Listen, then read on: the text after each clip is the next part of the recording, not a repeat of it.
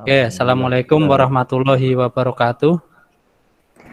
Waalaikumsalam. Waalaikumsalam warahmatullahi. Saya minta tolong kepada Mas Reza untuk memimpin doa teman-temannya. Ya, silahkan Mas Reza.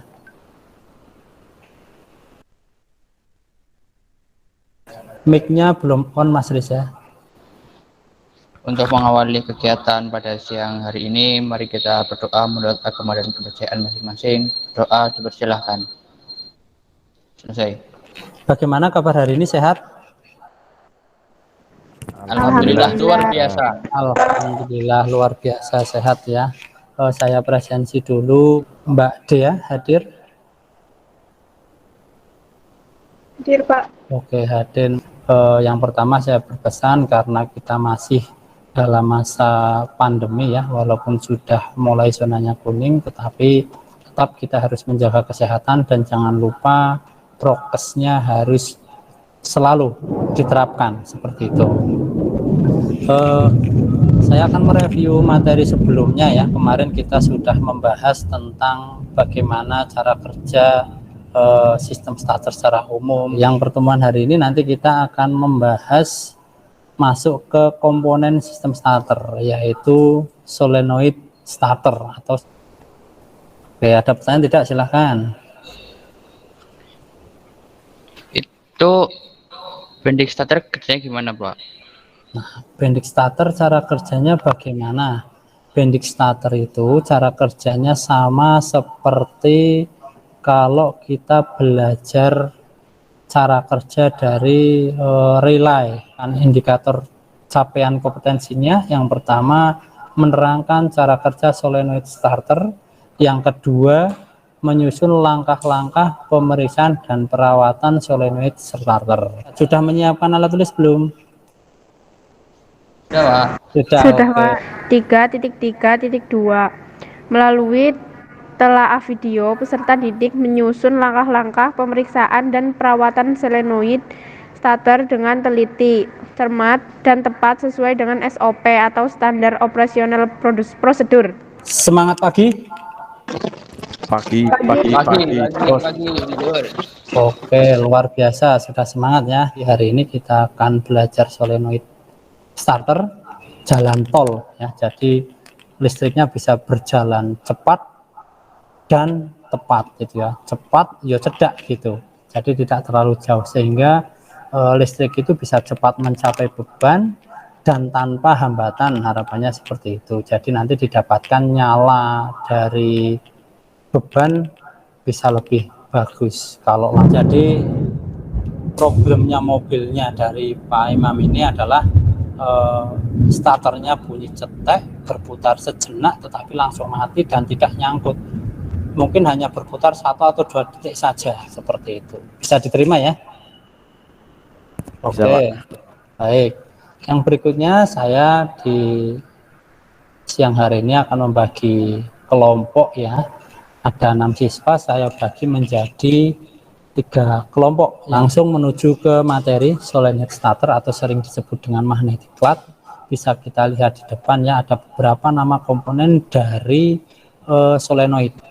Yang pertama ada stud ball ini ya, bentuknya seperti pengait. Yang kedua ada yang berwarna biru ya, itu adalah plunger. Nah, tulisannya plunger ini nanti akan terhisap masuk ke dalam, nanti ini gerak maju mundur yang namanya plunger ya. Yang kedua ada kumparan pull-in coil, letaknya di luar ya, warnanya hijau. Terus kumparan pull-in coil letaknya ada di dalam ya ini. Itu gambaran dari solenoid. Silahkan, barangkali ada pertanyaan. Mari kita diskusikan bersama-sama. Silahkan Mbak April, barangkali ada pertanyaan. Dari tadi resen terus. Izin bertanya, bagaimana cara memeriksa kinerja pull-in coil pada solenoid? Solenoidnya, bagaimana cara kerja pull-in coil? Silahkan, siapa yang mau menjawab ini? Oke, Mas Febian, silahkan Mas Febian. Dijawab pertanyaan dari Mbak April. Ya, izin menjawab pertanyaan dari Mbak April, Pak. Bagaimana cara memeriksa kinerja pull-in coil pada solenoid? Yaitu yang pertama, lepas kabel kumparan medan dari terminal C.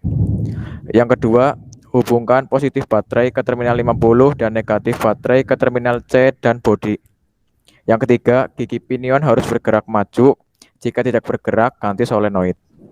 Sekian jawaban dari saya, Pak. Oke, bagus sekali juga ini jawaban dari Mas Febian. Ada juga pemeriksaan menggunakan multimeter, menggunakan alat ya. Karena tadi sudah saya sampaikan untuk pull-in coil, dia input kumparannya kan di terminal 50 ya.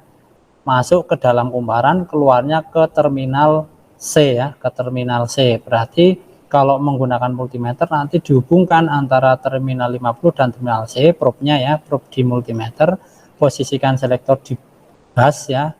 Nah, jadi nanti pada saat seperti sudah ditempelkan probe-nya, multimeter harus bunyi ya. Kalau bunyi berarti menandakan kumparannya masih bagus, tidak putus. Tetapi nanti jika tidak bunyi berarti kumparan dari pull-in coil bisa dipastikan putus. Berikutnya dilakukan uji kinerja seperti tadi yang disampaikan. Oke, oleh Mas Febian. Gimana Mbak April? Bisa diterima nih? Jawabannya lengkap ya. Oke, ada lagi tidak pertanyaan yang lain? Silahkan. Oke, Mbak Fitria, silahkan Mbak Fitria. Izin bertanya, Pak. Baik, silahkan. Bagaimana cara memeriksa hole-in coil dan cara kinerjanya, pengujian kinerjanya? Oke, cara memeriksa hole-in coil dan bagaimana cara pengujian kerjanya. Ini ada dua pertanyaan. Ya, ada dua pertanyaan ternyata. Silahkan yang mau menjawab. Ini kayaknya dari tadi Mas Anas ini masih tenang ini. Saya minta tolong Mas Anas lagi nih. Ayo Mas Anas, silahkan dijawab. Oke, terima kasih waktunya, Pak. Izin Baik. menjawab pertanyaan dari Mbak Fitria, yaitu menguji kinerjanya dengan alat multimeter. Posisikan selektor pada bus, kemudian cek hubungan pada terminal 50 dan bodi solenoid. Jika multimeter berbunyi, maka kumparan hold-in coil masih bagus. Oke, mantap. Ada yang mau menambahkan? Silahkan. Ada yang mau menambahkan? Baik, Mbak Dia, silahkan Mbak Dia. Ini Mbak Dia, silahkan. Saya akan menambahkan jawaban untuk pengujian kinerjanya.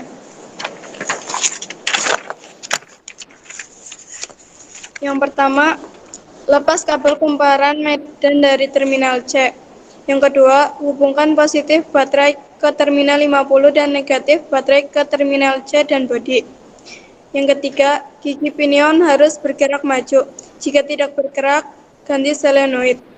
Yang keempat, pada saat gigi pinion maju.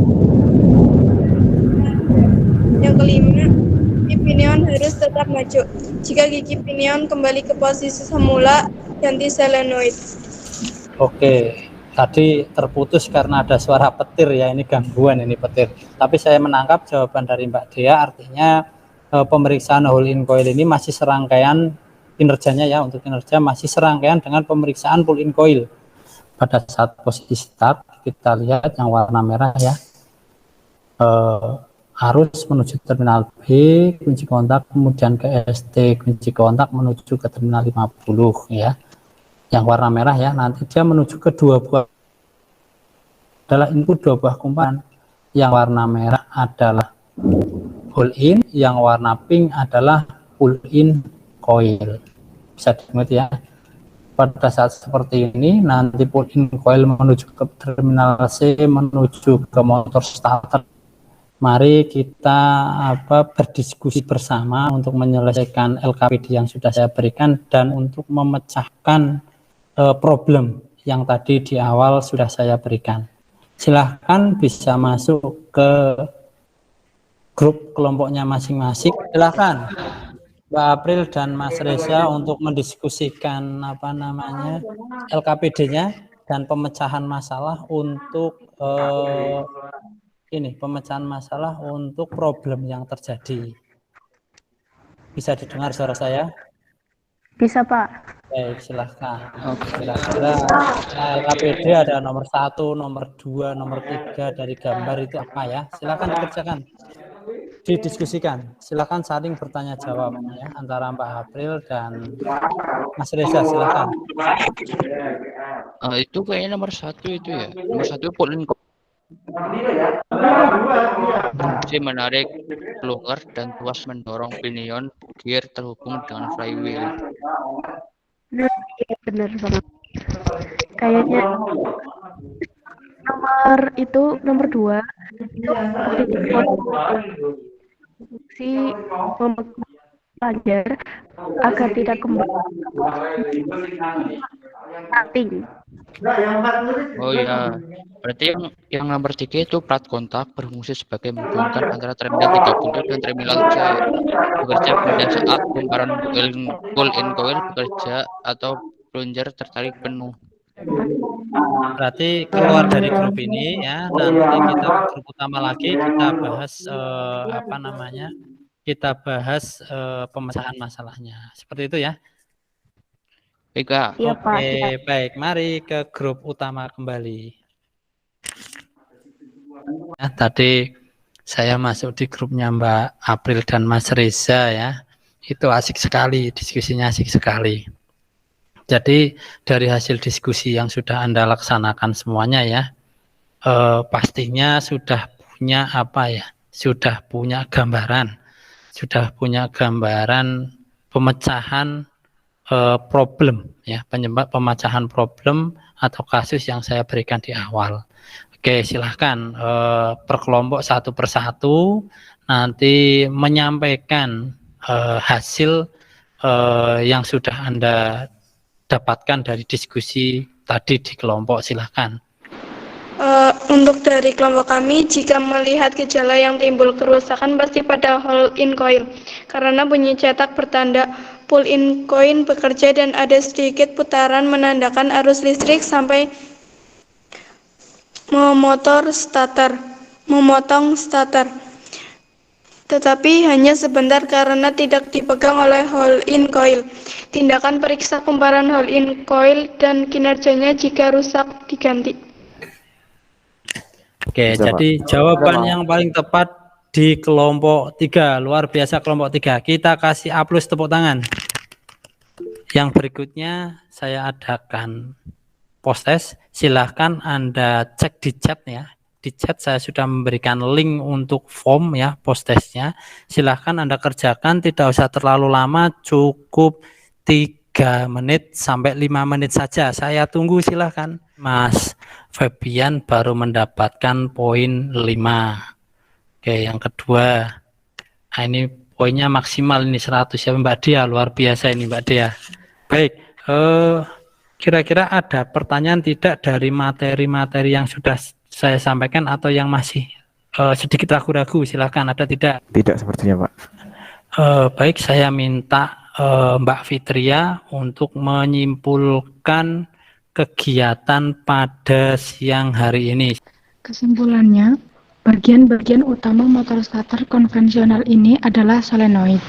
Bagian nomor motor tersendiri adalah dari armatur, kumparan medan, kopling starter, gigi pinion, tuas penggerak, komutator, dan rumah starter. Solenoid merupakan bagian pengontrol dari kerja motor starter. Bagian-bagian dari solenoid yaitu terminal-terminal solenoid, terminal 30, terminal 50, dan terminal C.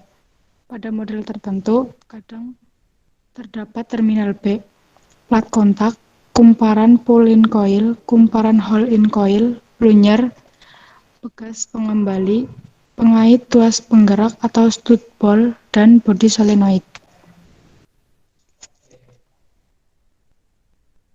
Oke, bagus sekali kesimpulan dari Mbak Fitria. Saya tambahkan sedikit ya, tadi yang diberikan oleh Mbak Fitria, kebetulan saya juga membawa solenoid. Silahkan Mas Reza untuk dipimpin doa penutup teman-temannya. Berdoa, bersilahkan. Selesai. Baik, saya berpesan ini di penghujung kegiatan ya, jangan lupa untuk selalu pertama belajar ya. Untuk bisa meraih sukses itu harus ada usaha yang giat. Ya, artinya ya, kalau kita kepingin disukai oleh semua orang ya, Pisang Ambon, jadilah seperti Pisang Ambon. Jadi apa adanya ya. Jadi tidak usah merubah-rubah atau dirubah-rubah. Jadilah apa adanya seperti Pisang Ambon, biar kita disukai oleh orang lain juga karena apa adanya. Jangan lupa selalu belajar biar berhasil. Oke, terima kasih. Wassalamualaikum warahmatullahi wabarakatuh. Waalaikumsalam warahmatullahi wabarakatuh. Waalaikumsalam.